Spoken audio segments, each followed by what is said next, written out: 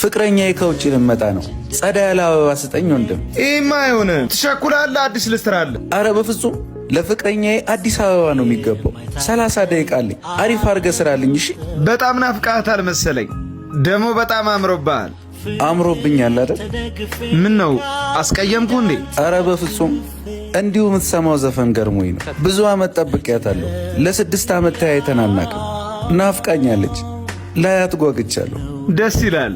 ፍቅር የጀመራችሁት እዚሁ ነው? አይደለም፣ ያወቅኳትማ በፌስቡክ ነው። እስካሁን በአካል ተቃቅፈን ተያይተን አናውቅም። ታውቃለህ፣ ታምቼባታለሁ። አትመጣም፣ አይገናኙም፣ ሌላ ወዳ ትተወዋለች ብለውኛል። ሊያጣሉም ብዙ ሞክረዋል። ብዙ ተፈትነናል። እሷ ግን እኔም ብላ እየመጣች ነው። ደሞ እኮ ላገባት ነው። አሁንማ አልፏል። የምን መቆዘም ነው? ተነስ እንጂ መታለች እኮ። አመሰግናለሁ ወንድሜ። ወንድም መግቢያው ቤት በኩል ይሆን? ይኸው በዚች ጋር እንደዚህ። ሰላም ዋል ወንድሜ።